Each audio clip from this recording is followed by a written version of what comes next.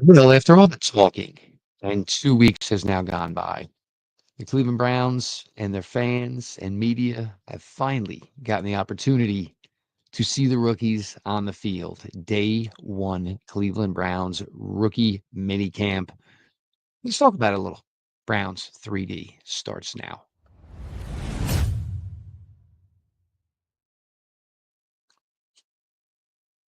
Welcome back, my friends, to the show that never ends, your daily delivery of all things Dog Pound Browns 3D on the OBR streaming network. We appreciate all of you who make the OBR streaming network your first listen every single day. Make sure you subscribe to the OBR, of course, on YouTube, to the OBR, of course, over on Twitch, and make sure you're getting your daily fill of Cleveland Browns coverage from all the fantastic writers here at the Orange and Brown Report. I am your host, Jeff Lloyd, and after much anticipation and 2 weeks of talking about these guys, finally got to see them in action a little bit here today. But this year, Browns rookie minicamp, make no mistake, it's definitely got a different feel as opposed to the last few years. And this is certainly something that comes with, the lack of draft ease, the lack of draft capital the Cleveland Browns have had over the last 3 years due to one of the worst trades in the history of professional sports. So you had very few high picks over the last 3 years. You've had one second round pick, certainly had a little attention to it as it was a local kid, certainly, from Streetsboro, from Ohio State in Mike Hall. But I think the anticipation, the buildup, and the excitement for this year's Browns rookie minicamp certainly was different than years past because of the fact that, it was a deeper class with 7 kids. It did have a first rounder, 2 second rounders, 2 third rounders, and of course, 2 quarterbacks. You got to see some of it yesterday, and I'm not gonna lie, like I enjoy watching basically the kids come in and take their first steps.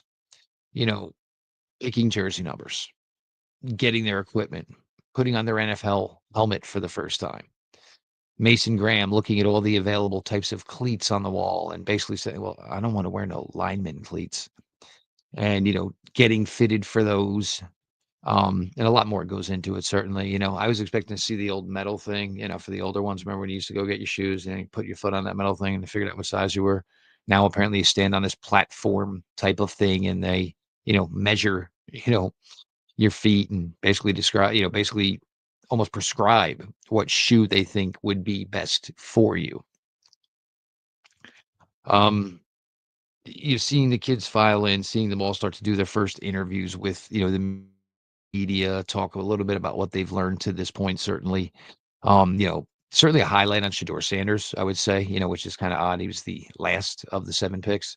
A fifth round pick normally doesn't get that type of spotlight, but I mean, when your name is Shedeur Sanders and your last name is Sanders and you come from those Sanders, obviously, more eyes, more ears, more attention is seeked in regards to, certainly a player of, you know, the Sanders cloth. Um, Mason Graham, I think we've already seen everything that I think the Cleveland Browns kind of fell in love with him. Just very quiet, very, self-assuming, just, goes about his thing, since he's been here, drips and drabs since he, first certainly was first drafted. I guess now 15 days ago as the first round selection for the Cleveland Browns at number 5 overall. Um, He's probably, the other guys are going to get talked about more. And certainly the quarterbacks are going to get talked about more, certainly because of the need at the position for this team for a long term answer. But, Mason Graham, this should be it. This is, a guy on the interior who, and finally, the Cleveland Browns have really expressed an interest into upgrading the defensive line on the interior over the last 2 years. Certainly last year, the selections of Mike Hall, certainly the selection of Juwan Briggs. You guys catch him the other day do 180-pound dumbbell curls. Are you serious? 180-pound dumbbell curls is just nuts. But, the selection this year, certainly of Mason Graham, probably slated to start from day one.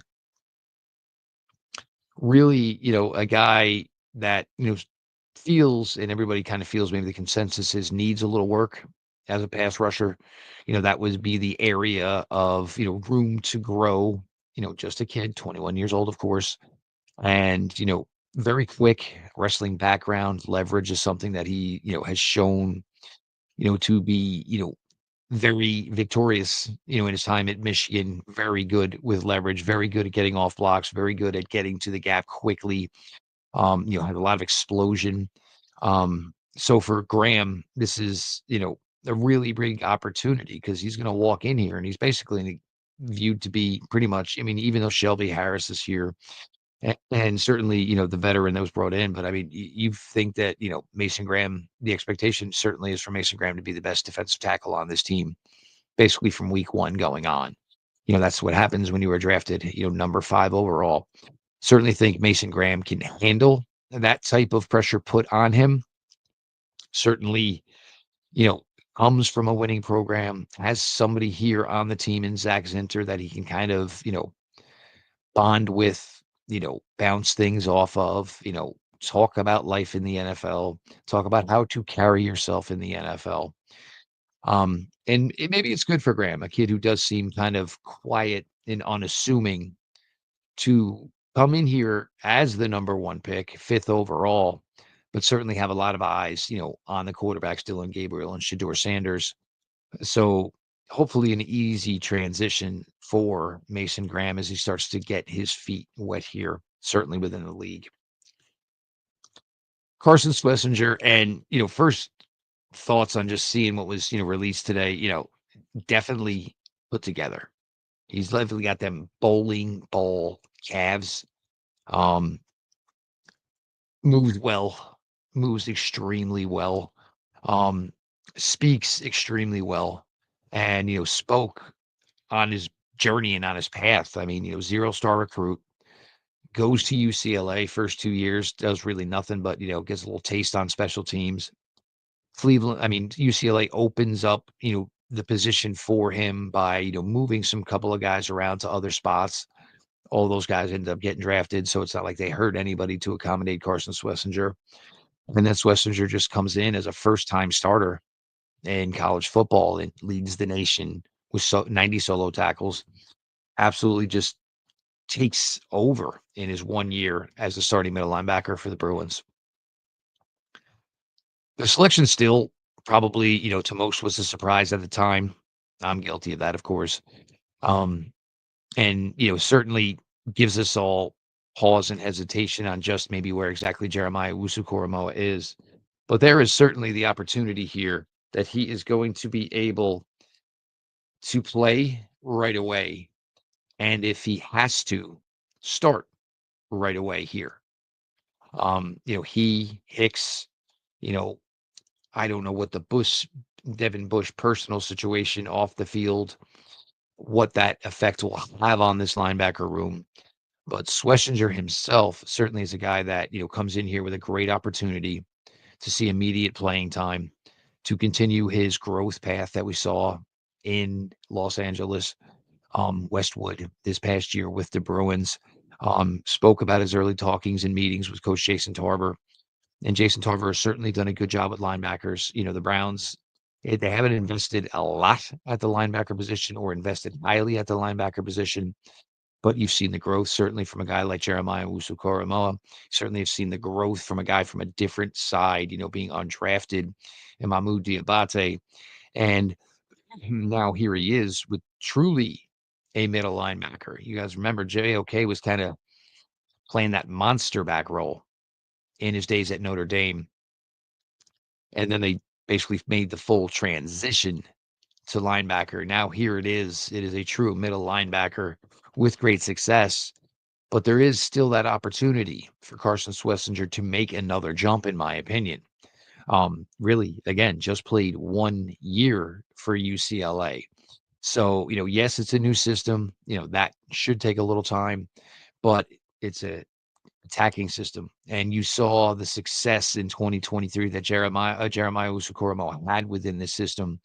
And now you kind of look over and you kind of get an idea of Carson Schlesinger, and you can kind of visually see Schlesinger in this defense, visually see where Schlesinger can maybe succeed and win in this defense. So, all things that certainly look, pretty promising, after one day, of course, of rookie minicamp. The only thing not so promising is that number 49 on Carson Schlesinger. I understand he wore it in UCLA, but, come on, man. Let's slap a better jersey on the new Mike linebacker. I'm sure for a lot of, the Browns contingent who are Buckeye fans, getting to see, the first taste of Quinshawn Judkins today is something probably that, had everybody kind of, excited and in their fields.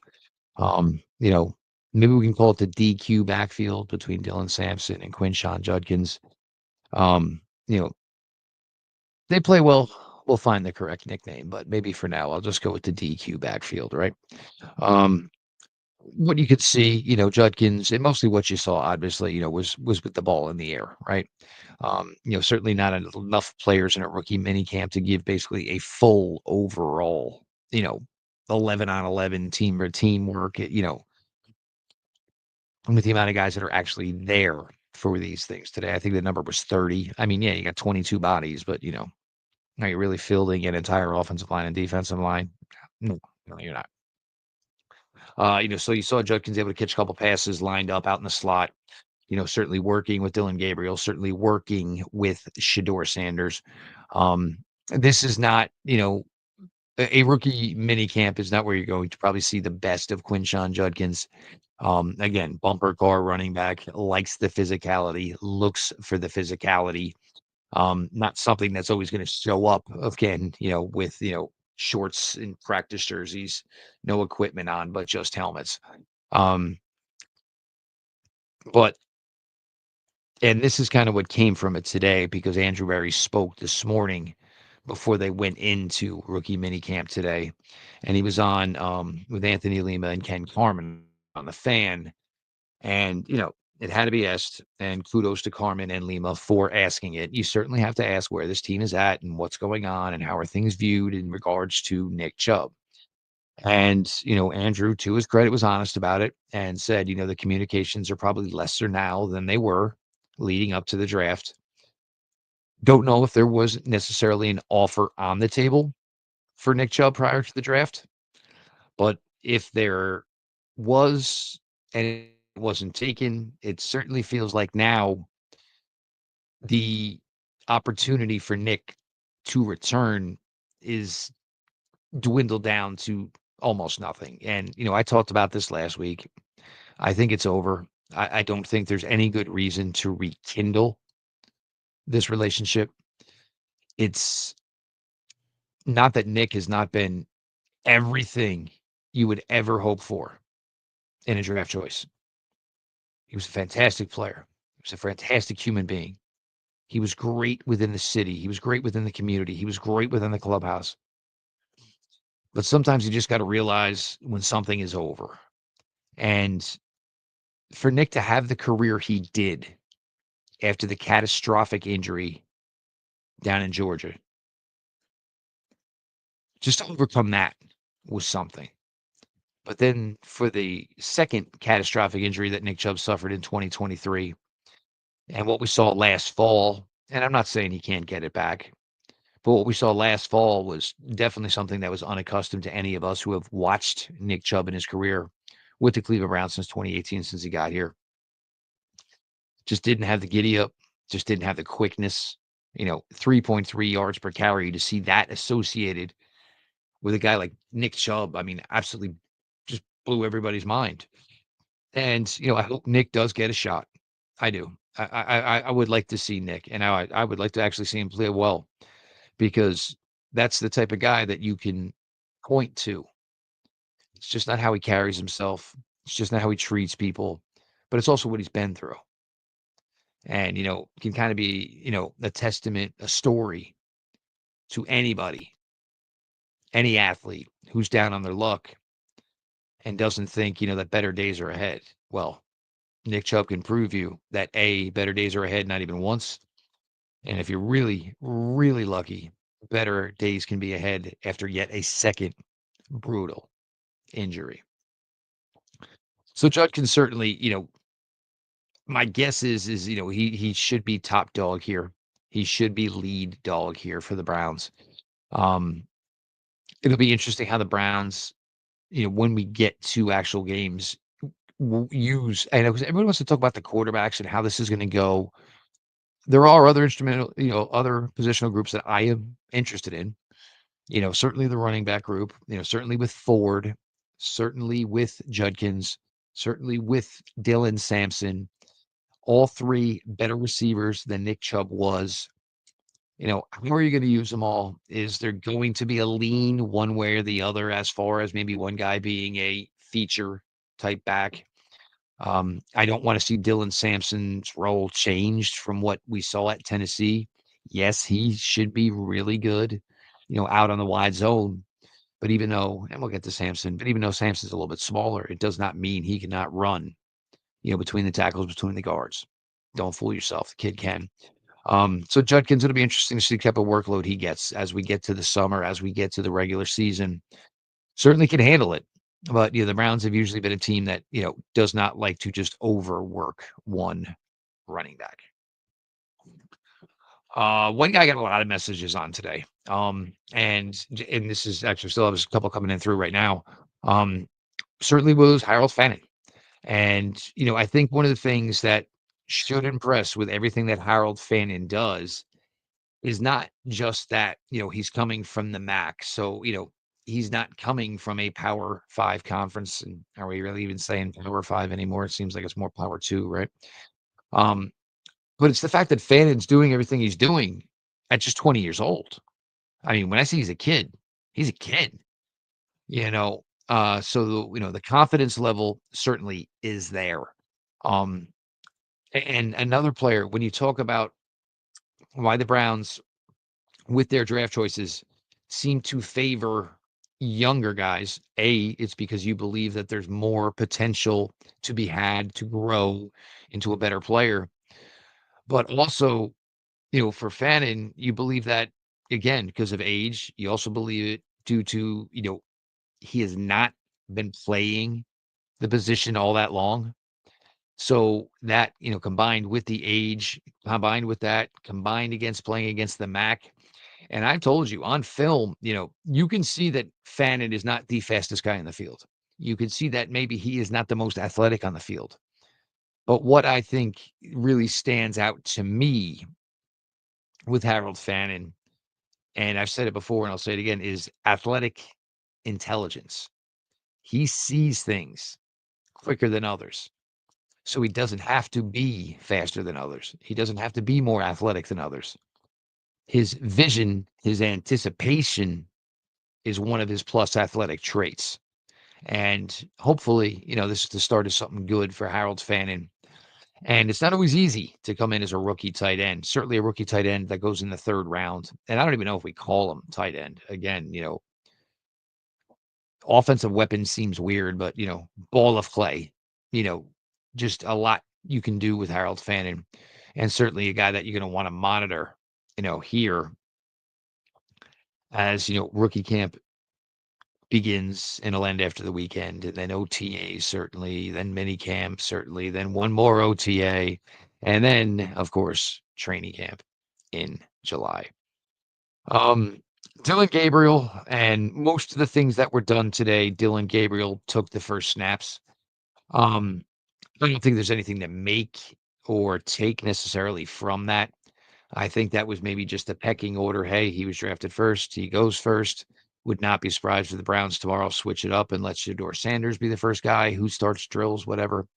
Um, definitely saw some, thoughts from people who were there, probably from people who did not truly watch Dillon Gabriel. Um, just because he's not 6 feet tall doesn't mean that Dillon Gabriel can't chuck it around a little bit. And he's got a pretty, velocity wise, it's pretty damn strong. He can get it where it needs to be. Um, And you're certainly, the leadership type of thing you get with a guy who comes in having been at 6 different 6 years in college, 3 different programs, succeeded everywhere he went. The work ethic certainly there. You got to see the video yesterday of him just trying on the helmet for the first time, asking, you know, asking for new pads here and actually apologizing because apparently it sounded like Gabriel had given the incorrect size and then apologized when they went to got him new ones. You just see kind of general mannerisms, and it kind of gives you the idea of, what the kids are like and, certainly how they were raised, what type of manners they have. You know, doesn't mean a ton, but it's certainly, when you're going first impression type of thing, does mean a good amount. Um, I thought one of the things, and this was probably starting from yesterday, and this was with Dylan Sampson. And, Dylan Sampson, big old, just happy Southern kid, proud, the pride of Baton Rouge, Louisiana. Um, he, of course, getting his equipment. I think jersey number 22 on Dylan Sampson is going to just look choice. Um, but then him stumbling across, Wyatt Teller throwing down, basically a cookout, fish fry, and finding out that, they were making crawfish. Well, you want somebody to judge your ability to make crawfish. You certainly would go to the Louisiana native, the Baton Rouge native. So, basically Dylan Sampson kind of over there just kind of like trying to introduce himself, saying, hey, whatever. And the best part was, hey, who all made the food? And you just, why tell the Virginian crawfish doesn't, you don't travel up that much north, but obviously Wyatt Teller.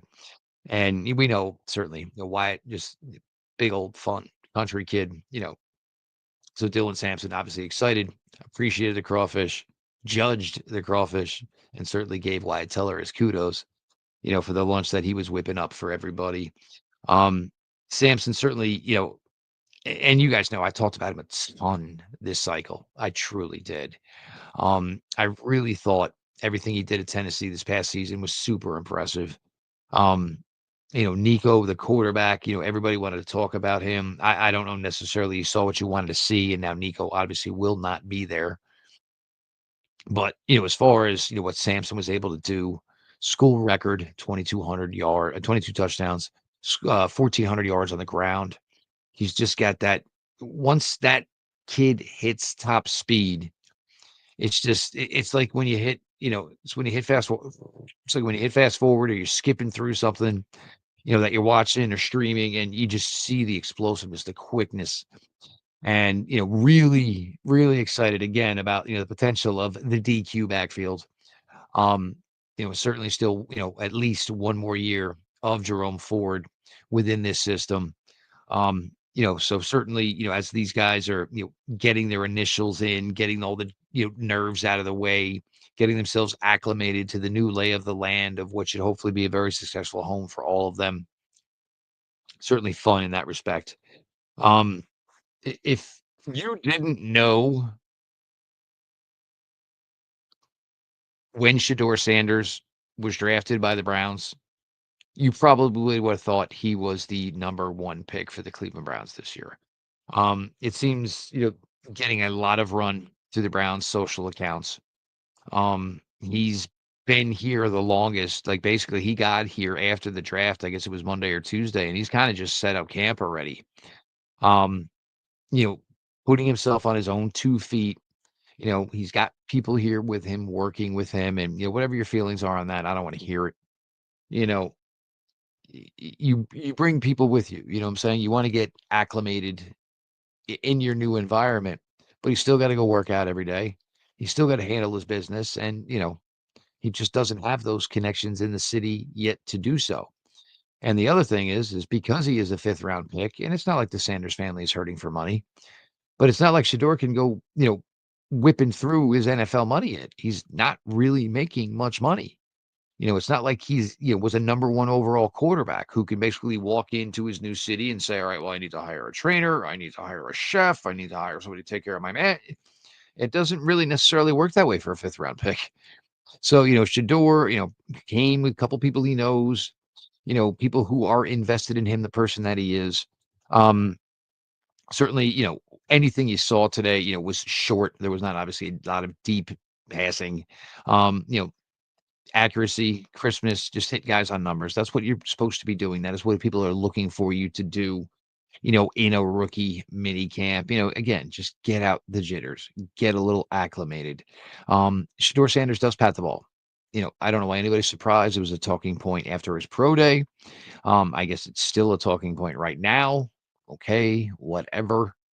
Get over it. It is what it is. Um, he is here now. And I keep saying this and I will continue to say this. I don't care about all the stuff that we talked about as far as his, draft evaluation. I don't want to talk about what went on or how it went down during the actual draft itself. These are things I do not wish to discuss anymore. He is here. He will be spoken about fairly. He will be judged fairly. And he's got every opportunity to be a part of this as any other quarterback in that room does. If you guys didn't catch it last night, I know we didn't do Browns 3, but I did join Brad Ward last night on All Eyes on Cleveland. Casey Kinnaman, he's in North Carolina, so he was dealing with some weather issues. I had some loose ends I had to tie up, late in the afternoon yesterday, so it was a little difficult to make my time. And Brad needed somebody to join him, so we just combined. So everybody who came out for that, again, I appreciate it. Hope you guys enjoyed it. We're going to be able to do a couple different things here. Quincy Carrier, is going to just concentrate on his own stuff for a couple of months, and then when Brown stuff kicks back up, we'll revisit and see where things are at with Q, because Q's a busy guy. He's already a busy guy. But there is a little bit more time available here, so we can not necessarily we're changing things, but maybe we can try some things. You got to see, an hour and a half last night of me and Brad Ward. I'd love to find some time for some more Pete Smith and I banter back and forth, or some more, Mike, or some more Casey. It's hard. We would love to get Jacob more involved, but there's actually his work schedule changed. His 9 to 5 schedule changed, so Jacob's more working, kind of nights, so that kind of makes things difficult. So what he does as far as the streaming network, he's working at basically a different timeline than the rest of us all essentially are. But of course, we all appreciate and love Jacob and his work. Um, so you kind of gotten a feel here again, it's day one into it. And I definitely think it's had a different flair this year than it certainly had in the last couple of years. And of course, most of that, of course, is just because, the class is bigger, but also it's bigger name and higher selections than the Browns, have been, certainly unable to do the last few years after paying such a heavy and terrible tax to the Houston Texans for, the biggest lemon that ever existed. We'll see where we're at tomorrow. If we have the opportunity, and we'll probably try and sit down and talk about, Saturday's rookie mini camp. Uh, you know, the way it's going thus far, I think one of the bigger talking points is how are the quarterbacks going to get handled? And we talked about that last night with Brad. I don't think Joe Flacco is going to get a ton of work because, you don't want Joe at 40 and a half years old, throwing himself out in the summer. I think we all had reservations about whether or not he could actually give you 17 games anyway, right? So why would you be, basically throwing him out, over the summer? The Pickett thing, it'll be interesting because, if Kenny gets a ton of work, maybe the Browns have more faith in Pickett than at least I think they do. Um, but it should be a ton of reps to be had for the kids, Gabriel, Sanders, and even though neither one of them probably are in line to start week one, you know, the thought process has probably got to be that you want to get at least both these guys on the field for some extended looks in 2025 as you're starting to, basically play the season, evaluate these two, knowing you have those two first round picks in 2026. A lot of, balls in the air, for the Browns at the quarterback position. But it's not like they didn't tell us or didn't clue us in that this is the way it was going to go down because, they told us it was going to be a large room and, basically it was going to basically be everybody, fighting for time, fighting for an opportunity. And, since we started these talks in January about the way this room was going to be constructed, I think it's pretty much landed on the mark of what we all thought it would be as we are here now in May with rookie minicamp underway. Appreciate everybody for listening along this week. Um, this has been Browns 3D on the OBR streaming network. I am your host, Jeff Lloyd. Again, thankful for everybody who comes out every night. Browns 3D starting at 6 o'clock. It's Friday. You should have things, I think I know, with Brad Ward after this. Plenty of shows during the week, starting every night at 6 o'clock. Browns 3D every night at 6 o'clock. Various shows afterwards. Appreciate everybody comes out, of course, and gets the written content every day from the guys. All that, it's been a lot, and we really, really appreciate you. Make sure you subscribe to the OBR on YouTube. Make sure you subscribe to the OBR over on Twitch. This has been your daily delivery of all things Dog Pound. Browns 3D on the OBR. And we'll talk to you all Monday.